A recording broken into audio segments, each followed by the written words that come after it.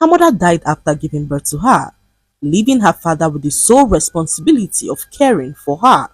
For over 18 years, her father, a deacon, took good care of her, providing her with the best of everything in life.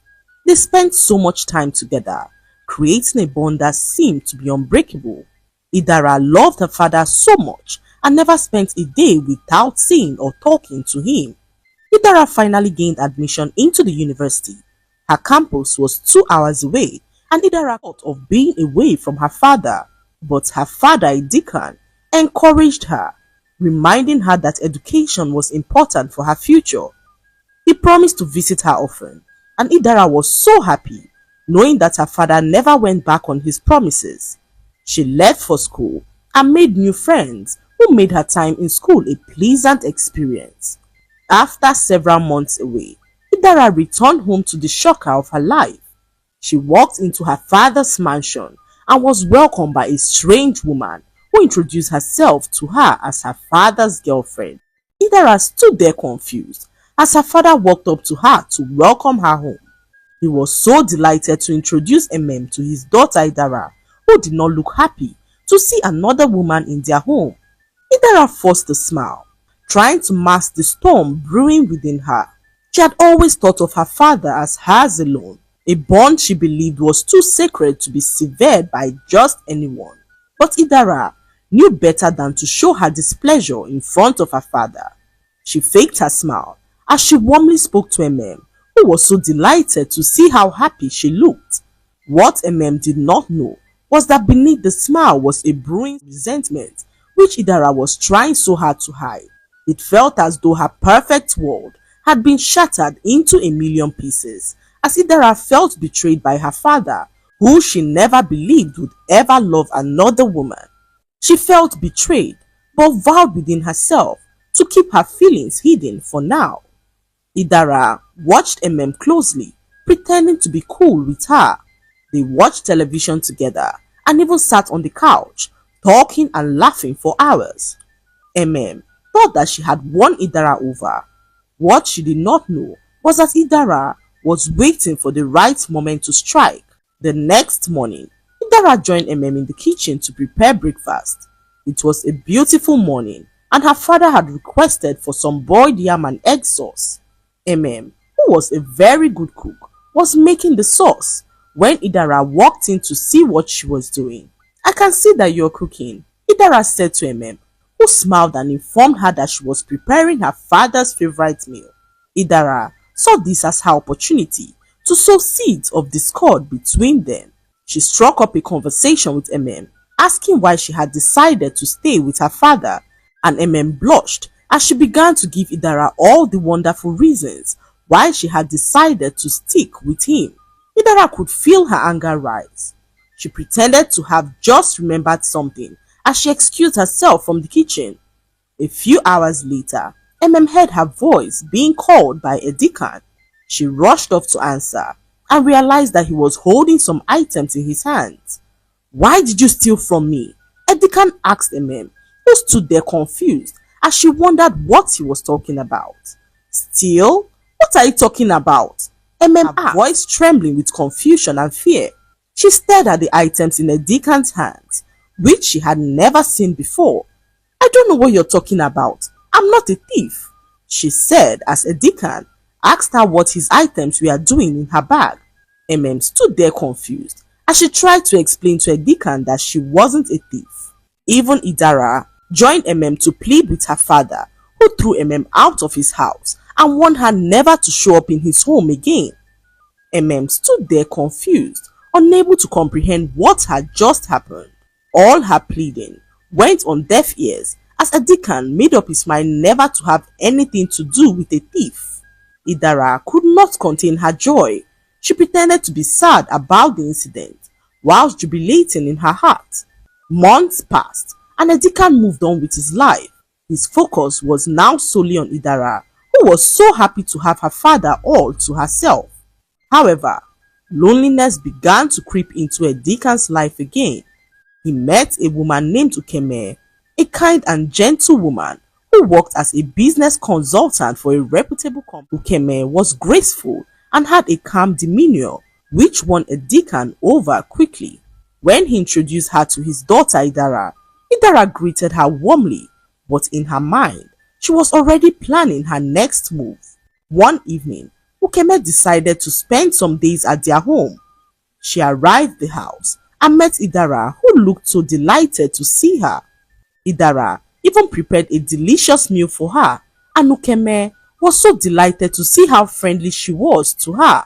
They spent hours discussing as Idara told Ukeme so many wonderful things about her father. Days passed and things seemed to be moving on smoothly. Ukeme could not help but tell her friends, who were so delighted to hear such positive things about Edikan and his daughter Idara. They had thought that Idara would be a problem and were relieved to hear how nice Idara was to her. Ukeme felt that she was finally becoming a part of their family, but what she did not know was that Idara was working on a diabolical plan to ensure that she never ends up with her dear father. Late one night, Idara snuck into Ukeme's room and rummaged through her belongings. She found a pair of clean panties, carefully folded in her suitcase. Idara smirked, knowing exactly what to do with the panties. She took the panties and soaked them in the sewage tank outside their home, ensuring that they were drenched in the foul-smelling water. Afterwards, Idara lightly rinsed the panties to keep the stench intact but not immediately noticeable. Then, she carefully soaked the panties in a bucket and left it in her father's bathroom. Idara knew how much her father hated dirty women and knew that her plan would definitely work. She snuck out of the bathroom and retired to her room, patiently waiting for the drama to unfold. The next morning, as Edikan prepared to take a shower, he walked into the bathroom and was hit by the unbearable stench coming from the bucket. He froze, confused and horrified, as he noticed the soiled panties in the water. Shocked, he grabbed the bucket and rushed to find Ukeme. "Are you a pig?" he asked Ukeme, who looked at him shocked. "Excuse me, you call me a pig?" she said as Edikan handed her the bucket. Edikan's face was red with anger as he thrust the bucket into Ukeme's hands. "Explain this. What kind of a woman wears such a smelly and filthy pant, and how dare you leave it in my bathroom?" he bellowed angrily as Ukeme stared at the bucket in horror, the stench hitting her nose like a wave. Her voice trembled as she replied Edikan, revealing that she had no idea whose panties it was. "These aren't mine," she said to Edikan, who shook his head in disbelief. "Don't insult my intelligence. This was in my bathroom, and you're the only one who's been using it besides me." Ukeme's eyes filled with tears as Edikan ordered her to leave his home and never return. Idara rushed out and acted shocked. "Father, what's the problem?" she asked as she held her nose with her hands, asking where the stench was coming from. "Did a rat die in the house?" Idara asked her father, who revealed to her all that happened. Idara stood there and watched as Ukeme packed her things and left in shame. She comforted her father, assuring him that one day he would find the perfect woman for him, and her father shook his head in agreement as he walked off to his room, not knowing that Idara was the one behind all the terrible things that had been happening. Months passed, and once again, Edikan found himself longing for companionship. His loneliness was so undeniable, and despite his daughter's presence in their home, he desired the company of a partner. One day, whilst coming out from the barber shop, Edikan met a very beautiful woman named Idong. She was a strong-willed and confident woman who had an air of grace that immediately won his heart. Idong was so different from the other women that Edikan had been with in the past. She was observant, calm, and not easily intimidated by anyone. When he introduced her to Idara, Idong smiled warmly, but the moment their eyes met, she could sense the storm that was brewing behind Idara's charming facade. "I've heard so much about you, Idara," Idong said kindly. "And I've heard so much about you too," Idara replied sweetly, though her mind was already plotting on how to get rid of her. In the days that followed, Idara studied Idong closely. She feigned friendship with her, whilst thinking of the best way to get rid of her. Idara snuck into her father's room with a calabash tied with a red cloth. She put her father's picture inside the calabash, as well as other strange objects to make it look suspicious, as she hid it under her father's table. Idara did this to make her father suspect was into witchcraft. She quietly snuck back to her room, waiting for the commotion that would ensue once her father discovers the calabash under his table. Hours passed, and Idara overheard her father yelling out angrily in his room. She rushed to check if her plan had worked and met her father, who looked extremely angry at her. "Is this what I sent you to the university to do?" he asked Idara, who stood there confused as her father handed her an image of herself in a club, holding a bottle of alcohol as she danced provocatively with some strange boys. Idara was so ashamed of herself. She began to apologize to her father, who walked out on her, feeling so disappointed. Idara could not believe how things had turned on her. She looked under her father's table and realized that the calabash she placed under the table was nowhere to be found. Idara could not help but suspect that Idong had something to do with everything that just happened. She sat in her room, confused, when Idong walked in to check in on her. "Are you okay, Idara?" she asked gently, as Idara looked at her with an angry scorn. "Why do you care if I'm okay?"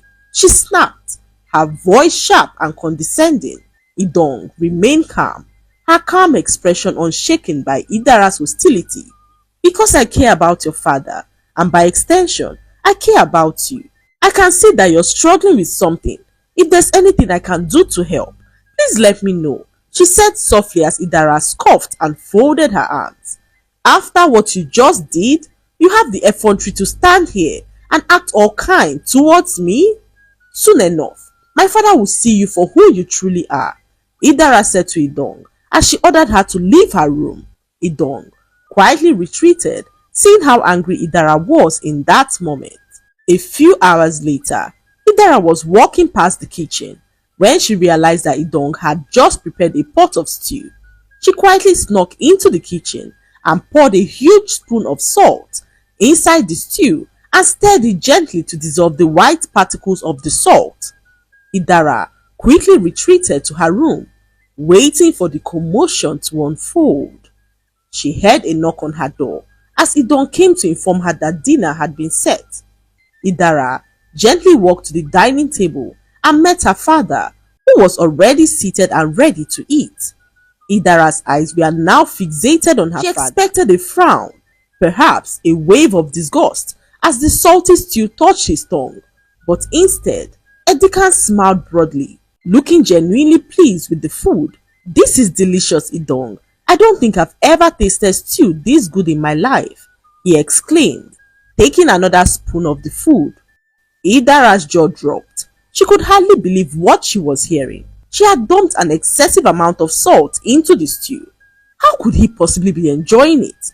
Doubt gnawed at her as she quickly reached for her own plate, scooping up a mouthful to taste. The moment the food hit her tongue, she gagged.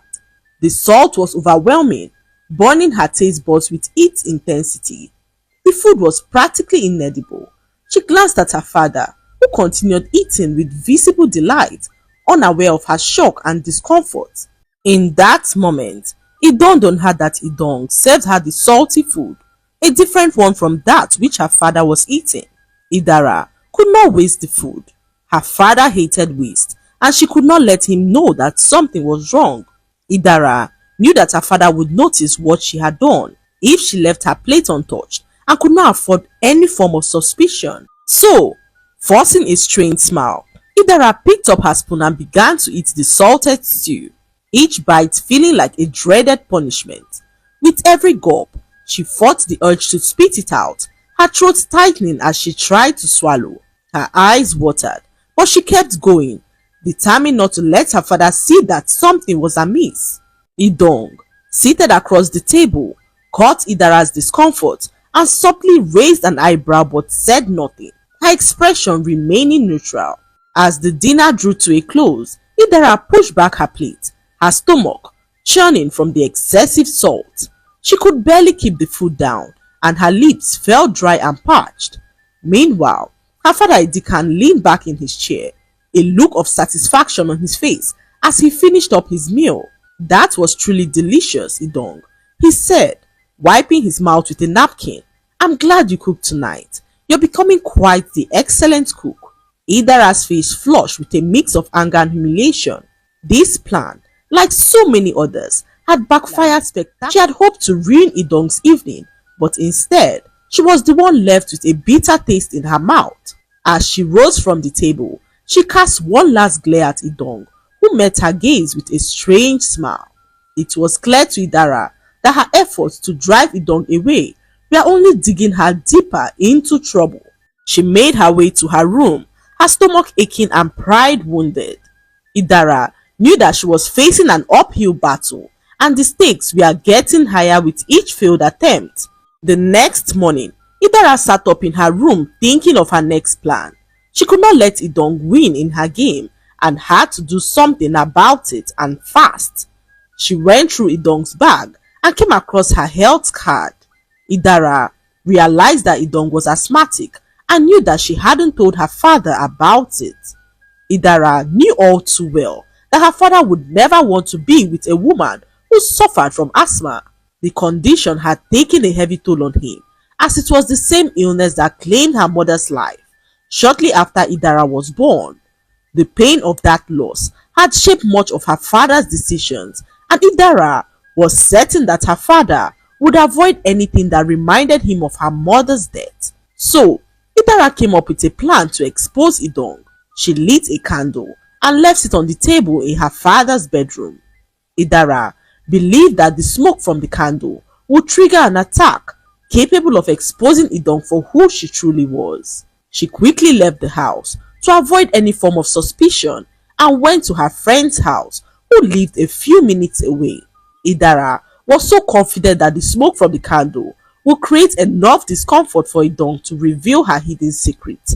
In her mind, this would be the final blow to remove Idong from her father's life.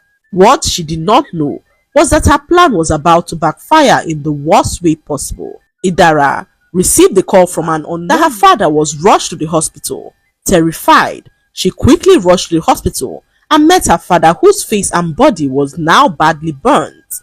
The candle that she left on the table started a huge fire that engulfed their entire home. The curtain in the room, pushed back by the wind, caught up to the fire that began to spread around the house. Her father Edikan, smelling the smoke, rushed in to check what was happening and met Idong collapsed on the floor close to the raging fire. He quickly rushed to save her as the fire caught up with him and engulfed parts of his clothing. Despite the pain and danger, Edikan shielded Idong with his own body, dragging her out of the house. By the time he managed to escape the flames, he had sustained severe burns on his face and body. At the hospital, Idara stood frozen at the sight of her father, wrapped in bandages, his face marked with burns. Guilt consumed her as she realized the full extent of her actions. The plan she had